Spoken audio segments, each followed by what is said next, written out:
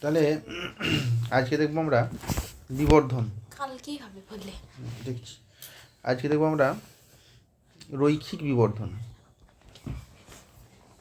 রৈখিক বিবর্ধন রৈখিক কেন বলা হচ্ছে? কারণ বিবর্ধন আরও অনেক টাইপ আছে। আমাদের ক্লাস 10 থেকে মাত্র শুধুমাত্র রৈখিক বিবর্ধন সম্বন্ধেই বলা আছে, ঠিক আছে? Linear magnification.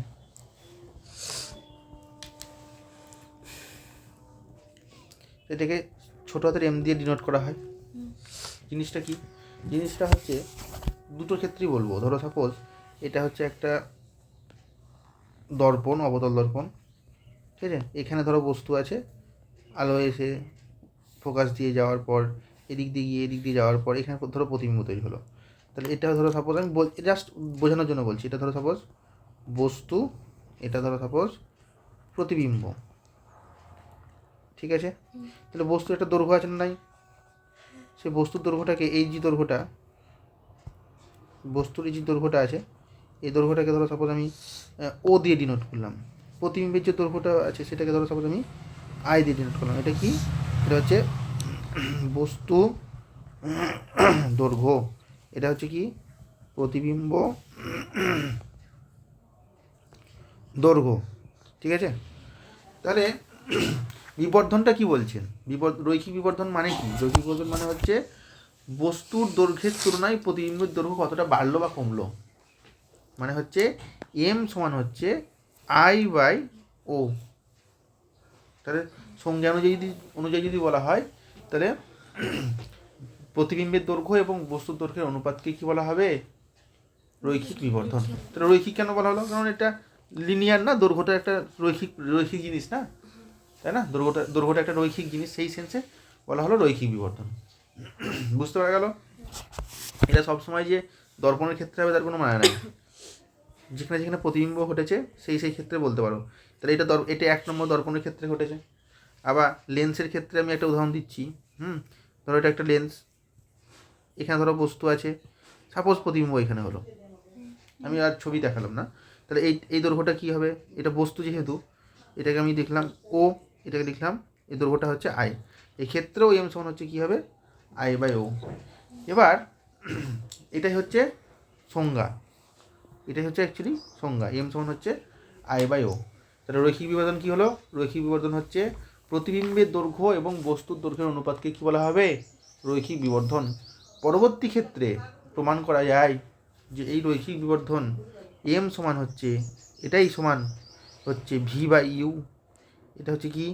এটা হচ্ছে প্রতিবিম্ব দৈর্ঘ্য, প্রতিবিম্ব দূরত্ব, প্রতিবিম্ব দূরত্ব। আর এটা কি? বস্তু দূরত্ব। এটার ক্ষেত্রেও তাই। এবার কোশ্চেন হচ্ছে দূরত্ব কী জিনিস? প্রতিবিম্ব। এবার ব্যাপারটা হচ্ছে এখানে চিহ্নর ব্যাপার আছে। এর ক্ষেত্রে মাইনাস হতে পারে, আবার লেন্সের ক্ষেত্রে চিহ্ন কথাটা বলছি না কেন, কারণ তোমাদের চিহ্ন ব্যাপারটা নাই। আমাদের এই ব্যাপারটা মাইনাস প্লাস না দিলেও হয়, ঠিক আছে? চিহ্নর প্রকল্প আমি বলছি না, আমি আপাতত এটাই আমরা মনে রাখবো। তাহলে এইটাও হবে, এটাও হবে। তাহলে এইটা হচ্ছে দর্পণের ক্ষেত্রে মেরু।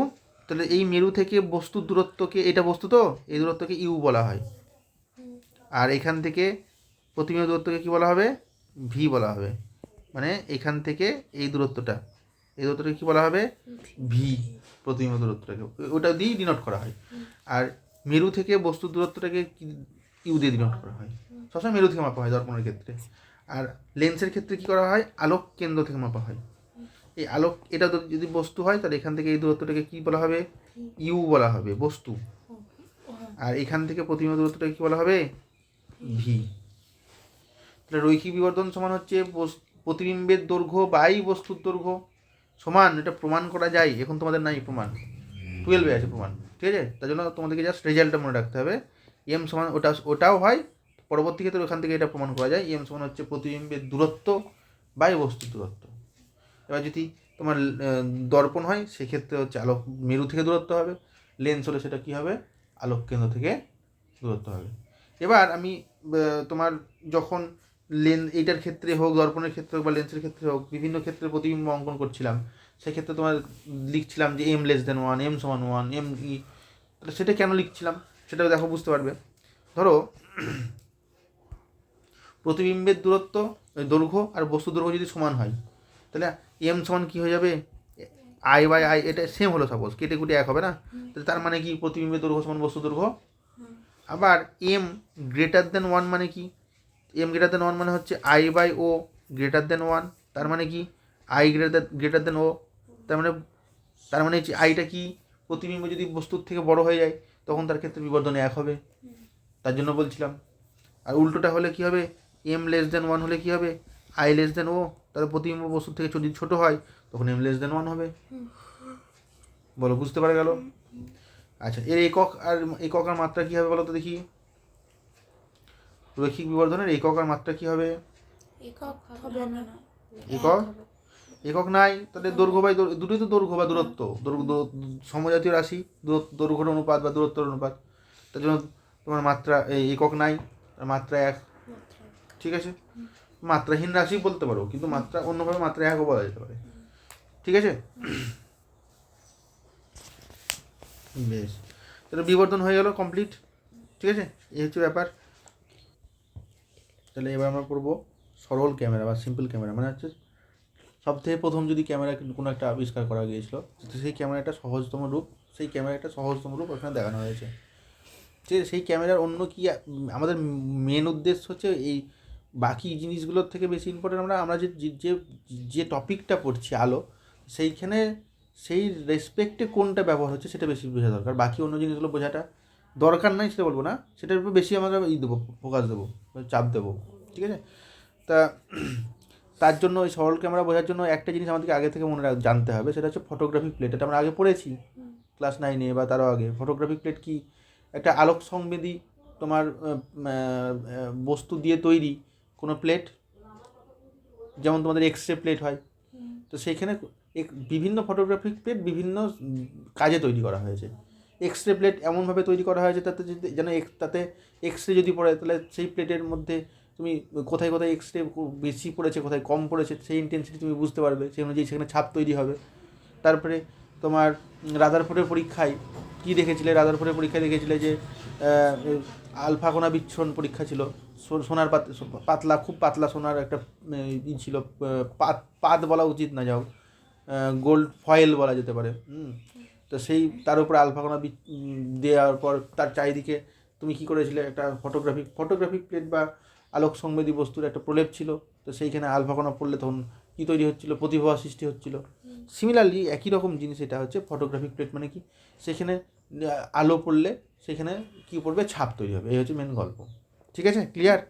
তাহলে তার জন্য কি করা হয়, এখানে কিছু কিছু পার্ট। তাহলে সরল ক্যামেরা কী প্রথম কোশ্চেন আসতে পারে, যে সঙ্গে আসতে পারে, সঙ্গেটা কী হবে, যে আলোকীয় যন্ত্রের সাহায্যে ফটোগ্রাফিক ফিল্মে, তোমার রিল দেখেছো, সেই আগেকার রিল বলতে এই ইউটিউবের রিল না, মানে আগেকার যুগে যে ক্যামেরা থাকতো সেই ক্যামেরাতে রিল থাকতো।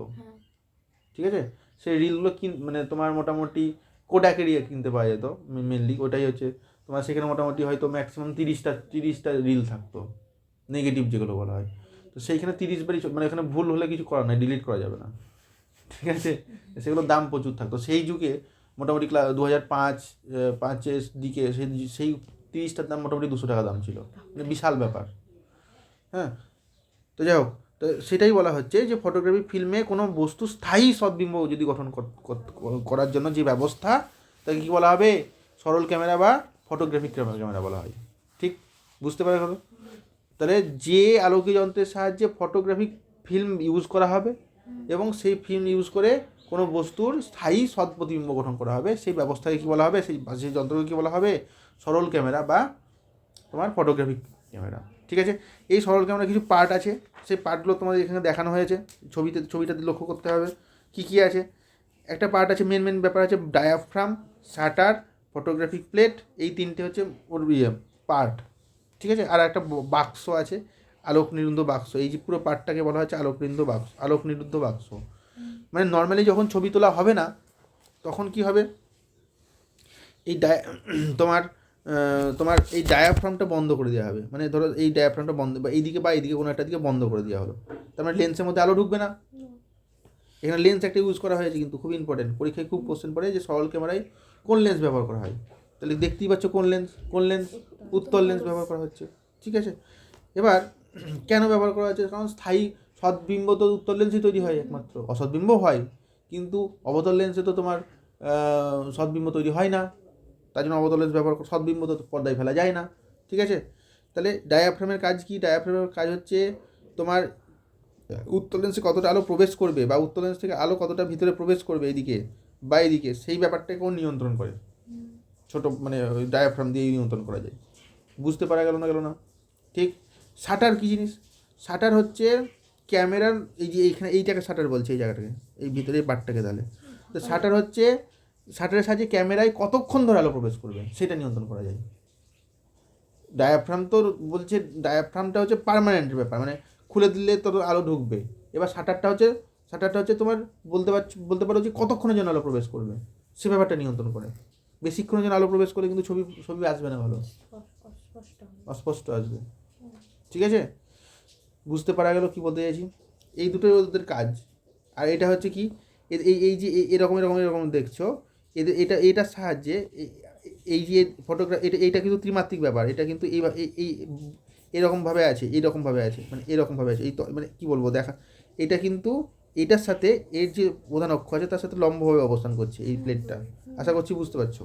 ঠিক আছে, তো এটা হচ্ছে ফটোগ্রাফিক প্লেট। এটার মধ্যে কী হবে, এটা বস্তু, এই বস্তু থেকে এই কী বলেছিলাম আমি, এইখান থেকে আলো আসলো, এখান থেকে আলো আসে, প্রতিফলন হবে না, প্রতিসরণ হবে না, হয়েছে।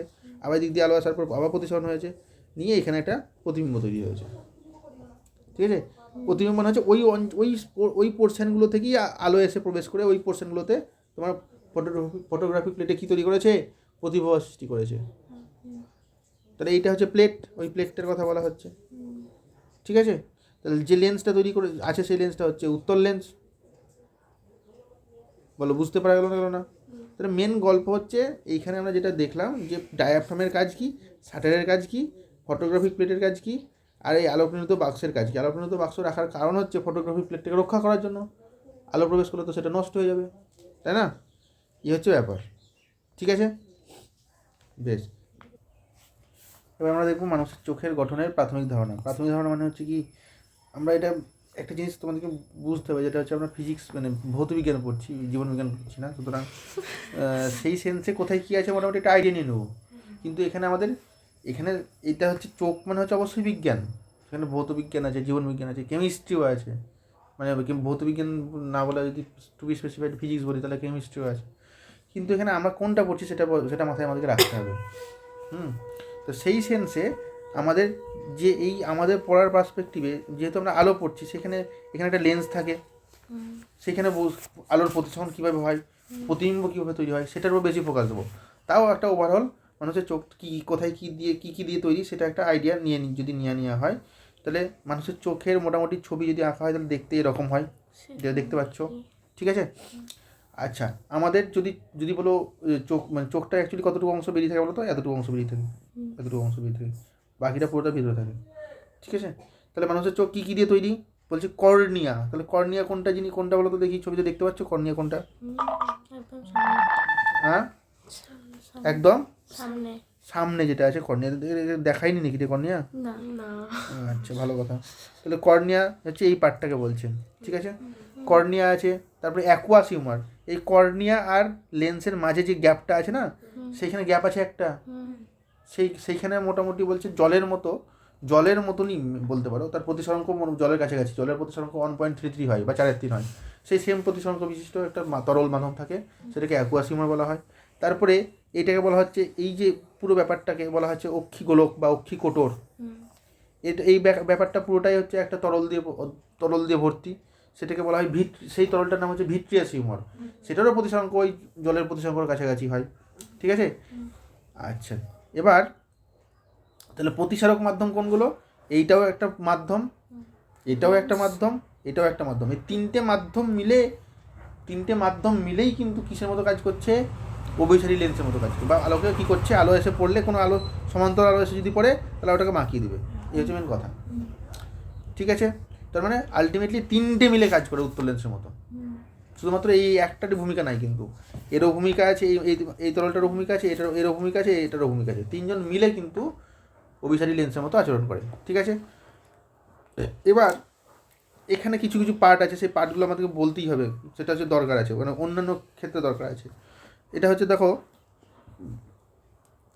এই পার্টটাকে কী বলছে, এই পার্টটাকে দেখো তো দেখি, আইরিস বলছে না, বলছে না? বলছে। তাহলে আইরিস কী জিনিস? আইরিস কি? তাহলে আইরিস হচ্ছে তোমার, দেখো লেন্সের ওপরে একটা শাটারের মতো কাজ করছে না? তো সেটা কি করবে, লেন্সের মধ্যে কতটা আলো প্রবেশ করবে না প্রবেশ করবে না, তো সেটাকে কন্ট্রোল করবে, তাই তো না? তাই না? দেখো বইটা দেখে নাও একবার, আইরিসটার কাজ দেখে নাও বইয়ে। আইরিসকে বলা হচ্ছে কনিনিকা, বাংলায় বলা হচ্ছে। দেখো ক্যামেরার ডায়াফ্রেমের ন্যায় আচরণ করে। ক্যামেরাতে আমি আগের দিন বলছি, আজ কি দেখালাম, ডায়াফ্রেমের কাজ কি, কতটুকু আলো প্রবেশ করবে, তো সেটা কাজ করে না, সেটার জন্য কাজ করে। তাহলে সেটাও সে সেম একই। তাহলে এটা কি হয়, এটা তাহলে নিশ্চয়ই এদের এই এতটুকু অঞ্চল জুড়ে আলো প্রবেশ করছে এক্ষেত্রে ছবি অনুযায়ী। কখনো কখনো বলছে এই যে দূরত্বটা কখনো কখনো বেড়ে যায়, কখনো কখনো কমে যায়, কখন বাড়ে কখন কমে। ধরো সাপোজ তুমি দিনের বেলায় কোনো জিনিস দেখছো, তো সেক্ষেত্রে তোমার চোখে বেশি আলো প্রবেশ করবে না, করবে না? বেশি আলো প্রবেশ করবে। তাহলে বেশি আলো প্রবেশ করলে এই ভিতরের পার্টটাও তো আলোক সংবেদী পার্ট, সেটা কিন্তু খারাপ হতে পারে। তার জন্য তখন সেই মুহূর্তে কী করা হয়, এই গ্যাপটা ছোট থাকে, এই গ্যাপটা ছোট থাকে। এবার সাপোজ তুমি ঘর বন্ধ করা আছে, লাইট এখন চকচকে লাইট জ্বলছে, তখন সেক্ষেত্রে একই ব্যাপার। হঠাৎ করে যদি কারেন্ট চলে যায়, তখন আলো প্রবেশ করবেই না। তখন ওই মুহূর্তে যেন সব আবঝাপ, সব অন্ধ লাগে, মানে অন্ধকার লাগে। কিন্তু কিছুক্ষণ টাইম পার হওয়ার পর হালকা হালকা যেন বুঝতে পারা যায় কোথায় কী আছে, তখন তাহলে কী হয়, তখন এই আইরিসের গ্যাপটা, তখন এই গ্যাপটা বেড়ে যায়, বাড়িয়ে দেয়। তার ফলে কী হয়, ওই মুহূর্তে বেশি আলো প্রবেশ করার স্কোপ দেয়। বেশি আলো প্রবেশ করা মানে বেশি আলো বলবো না, আলো প্রবেশ করার জায়গাটা বেশি বাড়িয়ে দেয়, যাতে কম আলোও যেন প্রবেশ করতে পারে। তখন আমরা অন্ধকারের আবঝাপছা জিনিসগুলো তখন দেখতে পাই। এই হচ্ছে ব্যাপার। তাহলে আইরিসের কাজ কি বোঝা গেল? আচ্ছা, এরপরে যেটা আছে সেটা হচ্ছে সিলিয়ারি পেশি। এটা খুবই ইম্পর্টেন্ট। এই পেশি, এটা ওয়ান কাইন্ড অফ পেশি, মানে এটা এরকম টাইপের দেখতে, ধরো বুঝতে সুবিধা হবে, মানে লেন্সটাকে এটাকে ধরে রেখেছে। ঠিক, এবার তুমি একটা কাজ বলবো, ওর কাজ হচ্ছে কখনো কখনো এই লেন্সটাকে চেপে ধরে থাকে, চাপ দিলে কি মোটা হয়ে যাবে, কখনো কখনো শিথিল করে দেয়, তখন শিথিল হলে এরকম হবে। এরকম একটা পার্ট, ধরো সব নর্মাল অবস্থা এরকম আছে, তো একে যদি চাপ দেয় তাহলে এরকমভাবে তেড়ে যাবে না, এরকমভাবে মোটা হয়ে যাবে না? তাহলে কখনো কখনো বেশি চাপ দেয়, তার ফলে মোটা হয়ে যায়, কখনো কখনো কম চাপ দেয়, তার ফলে যেমন শেপ আছে সেরকম শেপ, বা পাতলা থাকে। তাহলে কেন মোটা হলে কী হয়, পাতলা হলে কী হয়, সেগুলো পরে দেখছি। ওর কাজ ওরকম। বাস, প্রথমত হচ্ছে ওর কাজ হচ্ছে লেন্সটাকে ঠিক জায়গায় ধরে রাখা, কখনো কখনো চাপ দিয়ে লেন্সটাকে মোটা বা পাতলা করে ফোকাস দৈর্ঘ্য চেঞ্জ করে। মোটা পাতলা হলে ফোকাস দৈর্ঘ্য চেঞ্জ কেন হয় সেটা পরে দেখছি। এতটুকু ক্লিয়ার? এই যে ধরো সাপোজ এটা একটা বস্তু আছে, সাপোজ একটা বস্তু বিন্দু, এখান থেকে আলো আসার পর প্রতিষ্ঠিত হওয়ার পর এখানে ধরো মিললো, বা এখানে মিললো, বা এখানে এসে আলো মিললো, অনেক দুটো আলো এসে এখানে ধরো সাপোজ এখানে মিললো, এই বিন্দুর প্রতিবিম্ব এখানে তৈরি হবে। তাহলে নিশ্চয়ই এখানে এমন একটা ক্যামেরার মতো যে ফটোগ্রাফিক প্লেট ছিল, ওইরকম এখানে ফটোগ্রাফিক প্লেটের মতনই একটা জিনিস থাকতে হবে, তবেই তো এখানে প্রতিবিম্ব তৈরি হবে। তাহলে ওই যে ফটোগ্রাফিক প্লেট, আমাদের চোখের ক্ষেত্রে যে ফটোগ্রাফিক প্লেট আছে, সেই ফটোগ্রাফিক প্লেটকে কী বলা হয় জানো? রেটিনা বলা হয়।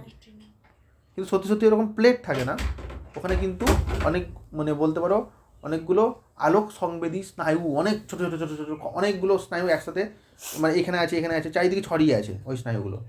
সেই স্নায়ুগুলোর কাজ হচ্ছে কি, কাজ পরে বলছি, সেই স্নায়ুগুলো হচ্ছে আলোক সংবেদী। আলোক পড়লে ওই স্নায়ুগুলোর, যেমন ধরো সাপোজ আমি এক চড় মেরে দিলাম খাস করে, তাহলে কী হবে, গালে যেখানে লাগলো সেই জায়গাটা সে স্নায়ুগুলো বলবে হ্যাঁ লেগেছে, তাহলে ওটা হচ্ছে আলোক সংবেদী না।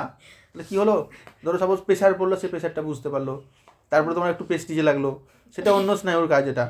ঠিক আছে, তাহলে এই ক্ষেত্রে কাজ আলো পড়লেও সেন্স করবে, এই স্নায়ুটার কাজ। ঠিক আছে, এই হচ্ছে গল্প।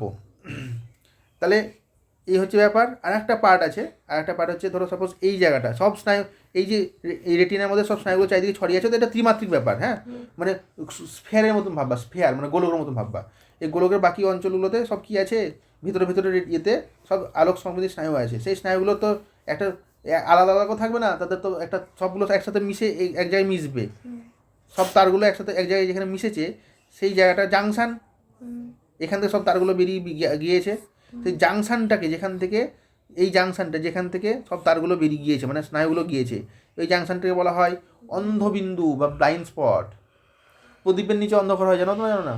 তোমার যে আলো দিচ্ছে সবাইকে তার নিচেই দেখো অন্ধকার থাকে, তার মানে হচ্ছে কি এখান থেকে সব স্নায়ুগুলো যাচ্ছে, কিন্তু এখানে যদি আলো এসে মিশে, আলো আসার পর এখানে যদি পড়ে মিলে এখানে, তাহলে এখানে কিন্তু কোনো প্রতিবিম্ব তৈরি হবে না বা সেন্স করতে পারবে না, তার জন্য এটাকে কী বলা হয় অন্ধবিন্দু বা ব্লাইন্ড স্পট। আর আর এই লেন্সের যে অক্ষ আছে, অ্যাক্সিস আছে, সেই অ্যাক্সিসটা এই রেটিনাকে যেখানে ছেদ করছে, যেখানে টাচ করছে, সেই জায়গাটাকে বলা হয় পিতবিন্দু বা ইয়েলো স্পট। সেই জায়গাটাতে যদি আলো, সেই জায়গা পার্টিকুলার ওই জায়গাতে যদি আলো এসে পড়ে বা কোনো বস্তুর প্রতিবিম্ব তৈরি হয় ওই পয়েন্টে, তাহলে আলো সব মানে ওই প্রতিবিম্ব সব থেকে স্পষ্ট হয়, তার জন্য ওটাকে কী বলা হয় পিতবিন্দু বা ইয়েলো স্পট। চোখের যে পার্টগুলো আছে মেনলি আমাদের লাগবে, আশা করছি বুঝতে পারা গেল, মানে কোন কোন জায়গাগুলো লাগবে। আইরিস কী জিনিস, তারপরে তোমার রেটিনা কী জিনিস, তারপরে তোমার এটা কী যেন বলা হলো আমাদেরকে কর্নিয়া কী জিনিস, ঠিক আছে, তারপরে তোমার পিতবিন্দু, তারপরে অন্ধবিন্দু, ঠিক আছে, সিলিয়ারি পেশি, এই পার্টগুলো আমাদের মানে টার্মগুলো ইউজ হবে, তার জন্য এগুলোকে তোমাদেরকে বোঝানো হলো, ঠিক আছে, ক্লিয়ার। এবার আমরা দেখব যে তোমার আমাদের চোখের এই যে একটু আগে বললাম যে সিলিয়ারি পেশি যেগুলো আছে, সেই সিলিয়ারি পেশি কী করছে, এই পেশিগুলো ধরে রেখেছে তো লেন্সটাকে, এইগুলো তো চেঞ্জ করা যাবে না, এটা অ্যাকোয়াস হেমার, এটা ভিট্রিয়াস হেমার, এগুলো তো চেঞ্জ করা যাবে না, চেঞ্জ করা যাবে, তরলগুলো তো সেম থাকবে। কিন্তু আমাকে একটা সিম্পলি একটা জিনিস আঁকছি, তুমি দেখো তো দেখি, এই একটা লেন্স ধরো উত্তর লেন্সই আঁকছি, এটা একটা মোটা আঁকলাম আর এটা একটা পাতলা আঁকলাম, সাপোজ এরকম পাতলা আঁকলাম, তাহলে এই ক্ষেত্রে আলো পাঠালে কী হবে, এই ক্ষেত্রে আলো পাঠালে কী হবে, সমান্তরাল, সব সমান্তরাল পাঠিয়েছি, কী ঘটতে পারে,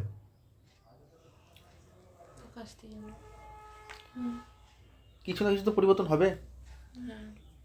পাতলা হলে অ্যাকচুয়ালি ফোকাস দৈর্ঘ্য বেড়ে যায়, অনেক দূরে গিয়ে মিলবে। কেন? অন্য সেন্সে তুমি বলতে পারো যে এটাকে একটা বড় গোলকের অংশ, আর তোমাকে বলেছিলাম যে মোটামুটি একটা আইডিয়া করতে পারো যে ওর সেন্টার অফ কার্ভেচারের ঠিক হাফটা ফোকাস দৈর্ঘ্য হতে পারে, যেভাবে আইডিয়া করতে পারো। এই ক্ষেত্রে কী হয়েছে, ছোটো হয়ে যাচ্ছে না, তাহলে এই ক্ষেত্রে কী হবে, ফোকাস দৈর্ঘ্য কমে যাবে। তার মানে লেন্স পাতলা মানে হচ্ছে ফোকাস দৈর্ঘ্য বাড়বে, লেন্স মোটা হয়ে গেলে কী হবে, ফোকাস দৈর্ঘ্য কমবে। এই আইডিয়াটা মাথায় রাখতে হবে, ঠিক, ক্লিয়ার? আচ্ছা, তাহলে এবার এক্ষেত্রে কী হয়েছে, এবার আমাদেরকে একটা কথা বলো তো দেখি, আমরা ধরো সাপোজ যখন পড়ছি বাড়িতে বসে, বইটাকে ধরো কোলে নিয়ে বা তোমার টেবিলে রেখে বা বিছানায় রেখে পড়ছি, তখন আমাদের চোখ থেকে আমরা কোনগুলো দেখতে তো হচ্ছে রে বাবা, লেখাগুলো তো দেখতে হচ্ছে, তাহলে লেখার প্রতিবিম্ব তৈরি হবে তোমাদের চোখে, তো সেক্ষেত্রে বস্তুর দৈর্ঘ্য, বস্তু হচ্ছে লেখাগুলো, তাহলে দৈর্ঘ্যটা কত, অনেকটাই কম। আবার মাঝে মাঝে রাত্রে তোমার ছাদেও গিয়ে দেখছি তারা দেখছি আমরা, তো সেক্ষেত্রে বস্তু দৈর্ঘ্য কত দূর, কয়েক আলোকবর্ষ হবে, অনেক আলোকবর্ষ হবে, ঠিক আছে। এক্ষেত্রে ধরো সেন্টিমিটারে হবে না, ওই ক্ষেত্রে আবার অনেক দূর হবে। তাহলে আমরা যখন কাছের জিনিস দেখছি তখন সেক্ষেত্রে ফোকাস দৈর্ঘ্য বেশি লাগবে না কম লাগবে, তখন সিলিয়ারি পেশি কী করবে, সিলিয়ারি পেশি লেন্সটাকে চাপ দেবে, নিয়ে মোটা করবে, যাতে ফোকাস দৈর্ঘ্য আলটিমেটলি কী হয় বলতো, লেন্সটার ফোকাস অ্যাডজাস্ট হয়, যাতে কাছের বস্তুর ক্ষেত্রে ও আলটিমেটলি ধরো এখান থেকে সাপোজ একটা বিন্দু দেখাচ্ছি, এখানে গিয়ে এখানে মিললো, আবার এখানে যাওয়ার পর এসে এখানে গিয়ে মিললো, পারফেক্টলি এখানে যেন মিলে, এইখানেই যেন মিলে, ওটাই চেষ্টা করে চোখ সবসময়, লেন্স সবসময় চেষ্টা করে, বা সিলিয়ারি বেশি চেষ্টা করে সবসময়। তাহলে ফোকাস দৈর্ঘ্যটা অ্যাডজাস্ট করে কী করলো, মোটা করে দিল, তার ফলে কী হলো, যাতে ওই বস্তুর প্রতিবিম্ব এখানেই তৈরি হয়। এবার বস্তুটা যদি অনেক দূরে থাকে তখন ওইটাকে কী করতে হবে, পাতলা করতে হবে, তার ফলে কী হয়, তারপরে অসীম থেকে আসা আলোকরশ্মি, সমান্তরাল আলোকরশ্মি যেন এসে আলটিমেটলি এখানেই মিলে, অসীম থেকে আসবে মানে হচ্ছে সমান্তরাল ধরতে পারি, এসে যেন এইখানেই মিলবে। তার জন্য কী করা হয়, সিলিয়ারি পেশি তখন সেক্ষেত্রে তোমার লেন্সটাকে শিথিল করে দেয়, চাপ কম দেয়, তখন লেন্সটা পাতলা হয়ে যায়, ফোকাস দৈর্ঘ্য বেড়ে যায়। তাহলে এই যে অ্যাডজাস্টিং, ফোকাস দৈর্ঘ্য বাড়া কমা, ঠিক আছে, এই যে অ্যাডজাস্টিং, এই ঘটনাটাকে চোখের কী বলা হয়, চোখের তোমার উপযোজন বলা হয়, ঠিক আছে, এই ঘটনাকে কী বলা হয়, চোখের উপযোজন। মানে চক্ষু লেন্সের আকার প্রয়োজন মতো বাড়া কমা করার ফলে যে দৈর্ঘ্য ফোকাস দৈর্ঘ্য পরিবর্তন করে কাছের থেকে অসীম দূরের মধ্যে যে কোনো বস্তুকে চোখ দেখতে পাচ্ছে, এই যে ক্ষমতা চোখের, সেটা কী বলা হয়? চোখের উপযোজন। কেন উপযোজন বলছে? এটা চোখের মধ্যেই আছে, চোখকে অভিযোজন করতে হয়নি, আলাদা করেই করতে হয়নি আমাদেরকে, চোখের মধ্যেই আছে ওই সিস্টেমটা। অভিযোজন মানে কি? অভিযোজন মানে হচ্ছে আমরা ঠেকে যেগুলো শিখছি সেগুলো অভিযোজন, তাই না? অভিযোজনও আছে চোখের, সেগুলো পরে বলছি। আবার তো উপযোজন বুঝতে পারা গেল। এবার আমরা দুটো জিনিস নিয়ে আলোচনা করব, একটা হচ্ছে নিকট বিন্দু, একটা হচ্ছে তোমার নিকট বিন্দু,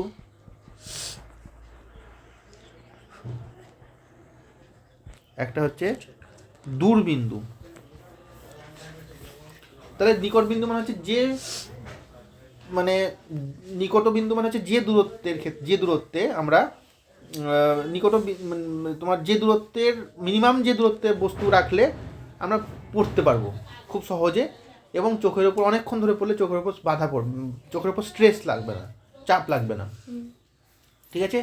বিনা চাপে বিনা বাধায় যে ন্যূনতম দূরত্বে বস্তু রাখলে আমরা মানুষের চোখ স্বাভাবিক, সুস্থ স্বাভাবিক মানুষের চোখ সেটা পড়তে পারবে, সেই দূরত্বকে কী বলা হবে? নিকট বিন্দু। তাহলে সুস্থ স্বাভাবিক চোখের ক্ষেত্রে দেখা গেছে নিকট বিন্দুর দূরত্ব 25 সেন্টিমিটার হয়। 25 সেন্টিমিটার, জানি 25 সেন্টিমিটার। এবার সবার ক্ষেত্রে তো একই হয় না, এটা অ্যাভারেজ করা আছে, কিন্তু এটা যেন মাথায় থাকে, ঠিক আছে? সবার ক্ষেত্রে সবসময় একই হবে না, সুস্থ স্বাভাবিক চোখ হলেও সবার ক্ষেত্রে একই নাও হতে পারে। তো এটা একটা অ্যাভারেজ ভ্যালু, ঠিক? 25 সেন্টিমিটার, ঠিক? ক্লিয়ার? আর দূরবিন্দুটা কি? দূরবিন্দু মানে হচ্ছে একই কনসেপ্ট, কাছের বস্তু দেখবো না, অনেক দূরের বস্তু দেখতে গেলে কতটা দেখতে পাই, কত দূরে, কোনো চাপ না পড়লে।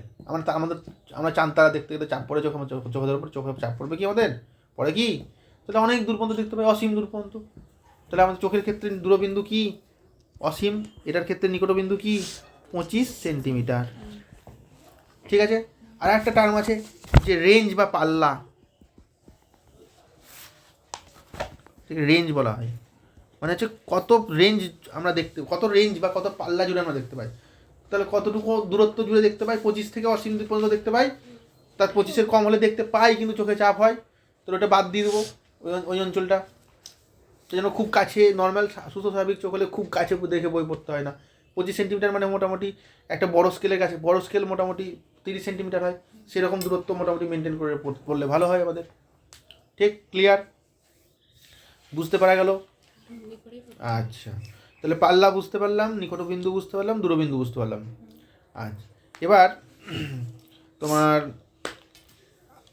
আদর্শ চোখের ক্ষেত্রে এটা বলে দিয়েছি, ঠিক আছে? আর একটা জিনিস তোমাদেরকে বলবো, সেটা হচ্ছে চোখের অভিযোজন ব্যাপারটা, যেটা বলছিলাম না, অভিযোজন ব্যাপারটা এখানে বলা নাই। অভিযোজন মানে হচ্ছে ওই যে বললাম আলো প্রয়োজন মতো, সেই তোমার তোমার আইরিসটা প্রয়োজন মতো, তোমার আইরিসটা অন কাইন্ড অফ শাটার ডায়াফ্রামের মতো কাজ করে, মানে চোখে কতটা আলো প্রবেশ করবে না সেটা দিনের বেলায় যদি আলো বেশি থাকে তখন সেটা তো তোমার বেশি আলো কম আলো প্রবেশ করতে দেয়, আবার তোমার রাত্রেবেলায় তখন আবার বেশি আলো প্রবেশ করতে দেয়, রাত্রেবেলায় অন্ধকার আলোর ব্রাইটনেস কম থাকলে। এই ব্যাপারটাকে অভিযোজন বলা হচ্ছে চোখের, ঠিক আছে?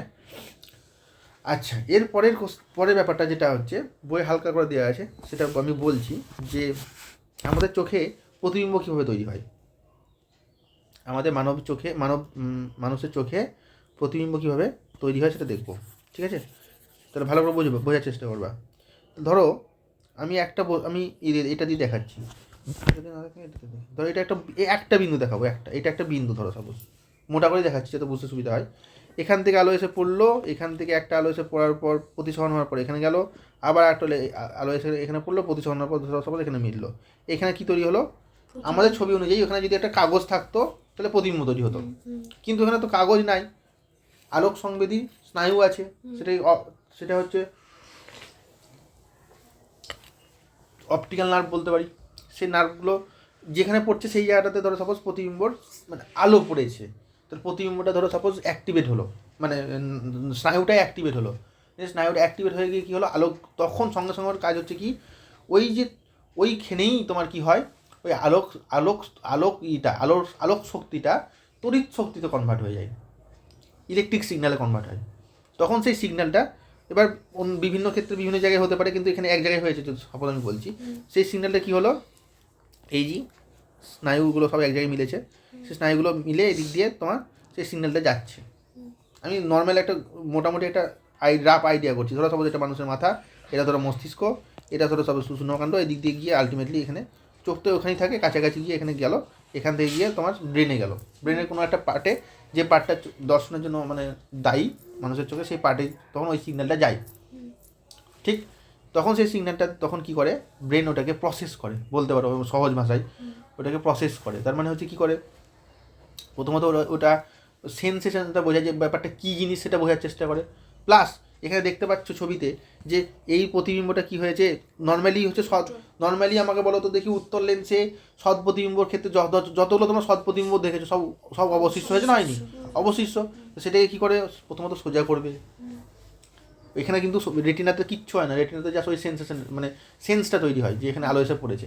তাহলে ব্রেন তাহলে তখন কী করে, সেটাকে প্রসেস করে সোজা করবে, তারপর ওটা কী হয়েছে না হয়েছে সেটা আমাদেরকে বুঝবো তখন আমরা, যে এটা হ্যাঁ আচ্ছা এটা কুল, ও আচ্ছা আচ্ছা এটা সজনের ফুল, ও আচ্ছা আচ্ছা এটা এই সাইজ আসছে এখন, বা এটা হচ্ছে তোমার চা, বুঝতে পারছি আমরা, তাই না? তো সেইটা ব্রেন প্রসেস করতে এই এত কিছু ঘটনা, আলো এসে পড়লো, লেন্সের মধ্যে প্রতিসরণ ঘটলো, তারপরে রেটিনাতে কোনো একটা পয়েন্টে বা কোনো অঞ্চল জুড়ে আলো পড়লো, সেই আলোটা তোমার তড়িৎ শক্তিতে কনভার্ট হলো, সেই তড়িৎ শক্তিটার সিগন্যালটা আলটিমেটলি ব্রেনে গেল বা মস্তিষ্কে গেল আমাদের, সেই মস্তিষ্ক সেটাকে প্রসেস করে উল্টোটাকে সোজা করলো, তারপরে বুঝলো যে এটা কী ছবি। এত ঘটনা ঘটতে আমাদের ব্রেনের আমাদের মোট টাইম লাগে কত, সেটা হচ্ছে 1/10 সেকেন্ড। এত কিছু ঘটনা ঘটতে টাইম লাগে মোট 1/10 সেকেন্ড। এর ছবির ক্ষেত্রে তো আমরা 9-এ পড়েছিলাম একমাত্রিক শব্দ দ্বিমাত্রিক শব্দ, ছবির ক্ষেত্রে তো এরকম ঘটনা হয় না, ছবি তো মানে ছবি। তারপরে এক্ষেত্রে আর কোনো ব্যাপার নাই, যে কোনো ছবি 1/10 সেকেন্ড আমাদের মস্তিষ্ক, অন্যভাবে বলতে পারো আমাদের মস্তিষ্কে যে রেস থেকে যায় সেই রেসটা হচ্ছে 1/10 সেকেন্ড। ওটা মানেই কিন্তু প্রসেস করতে 1/10 সেকেন্ড টাইম লাগে। এই টাইমটাকে বলা হয় আলোক নির্বন্ধ, পারসিস্টেন্স অফ সাইট, বা পারসিস্টেন্স অফ তোমার কী বলবো, সাইটই বলা হয়, ঠিক আছে? বলো, বুঝতে পারা গেল? তার মানে কোনো ছবি, ধরো একটা ছবি দেখলে তুমি, সেই ছবিটা রেস 1/10 সেকেন্ড থাকলো, তোমার ছবিটার সঙ্গে সঙ্গে পাতার ক্ষেত্রে বলছি, একটা পাতা থাকতো, এটা দেখলে ফট করে উল্টে দিলে, আবার ফট করে উল্টালে পাতা চেঞ্জ করছো। এবার পাতা চেঞ্জ করতে ধরো সাপোজ 1 সেকেন্ড তোমার সময় লাগছে তোমার, তাহলে 1 সেকেন্ডে তুমি তো কোনো সমস্যাই হচ্ছে না। কিন্তু পাতাগুলোর উল্টানোর স্পিড যদি 1/10 সেকেন্ডের থেকে কম হয়ে যায় তখন কী হয়? ধরো সাপোজ তুমি ধরো সাপোজ এই ক্ষেত্রে তোমার দেখা যায় এটা একটা ছবি, এটা একটা ছবি, এটা একটা ছবি। এবার ধরো সাপোজ এই জায়গাটা বন্ধ, এই জায়গাটা দেখতে পাচ্ছ না তুমি, এই জায়গাটা অফ আছে, এই জায়গাটা বন্ধ, কোনো একটা জায়গা থেকে বেরিয়ে আসছে এই ছবিগুলো। প্রথমে এই ছবিটা বেরোলো, তারপরে এই ছবিটা বেরোবে, তারপরে এই ছবিটা বেরোবে। তাহলে এটা পরপর দুটো ছবির মধ্যে ফ্রিকোয়েন্সিটা যদি 1/10 সেকেন্ডে কমে যায়, তখন মনে হবে ছবিটা যেন চলছে, পরপর চলছে, তাই মনে হবে, যেটা ফ্যানের পাখার ক্ষেত্রে হয়। ফ্যানের পাখাগুলো ঘুরছে অবশ্যই ভালো কথা, কিন্তু পাখাগুলো সব পুরোপুরি অঞ্চল জুড়ে থাকে না, যখন চলতে লাগে তখন মনে হয় যেন পুরোপুরি অঞ্চল জুড়ে পাখাগুলো আছে। ওটা আমাদের ওই চোখের ওই অসুবিধার জন্য হয়, মানে অসুবিধা বলতে পারবো ওইটা অন কাইন্ড অফ ওই 1/10 সেকেন্ড টাইম লাগে, তার জন্য এরকম হচ্ছে। তার থেকে মানে হচ্ছে 1 সেকেন্ডে 10টা আলাদা আলাদা ছবি দেখতে পারবো, তার থেকে বেশি যদি দেখানো হয় তাহলে আমরা তখন মনে হবে যে ছবিগুলো একই আছে, টানা আছে। ওটাই হচ্ছে অ্যাকচুয়ালি ভিডিও, আমরা যেগুলো টিভিতে দেখছি, ফোনে দেখছি, সেগুলোই তাই। ওটা কিছুই না, আলটিমেটলি অনেকগুলো ছবি পর একসাথে প্রত্যেক সেকেন্ডে ওগুলো চেঞ্জ হচ্ছে। বা সে অনেক টাইমে করে ছবি আঁকে, অনেক দিন পাতাগুলো করে ভিডিও, এই হচ্ছে ব্যাপার। ওটা একটা নাম আছে, ওই ব্যাপারটারও নাম আছে। বুঝতে পারা গেল চোখের ব্যাপার। এবার চোখে আমাদের, এবার এটা হচ্ছে সুস্থ স্বাভাবিক চোখের ক্ষেত্রে এরকম ঘটনা ঘটলো। এবার চোখ অসুস্থ হয়ে গেলে কী হবে, সেটা আজকে পড়বো না, পরের দিন পড়বো চোখ অসুস্থ হলে কী হবে, ঠিক আছে?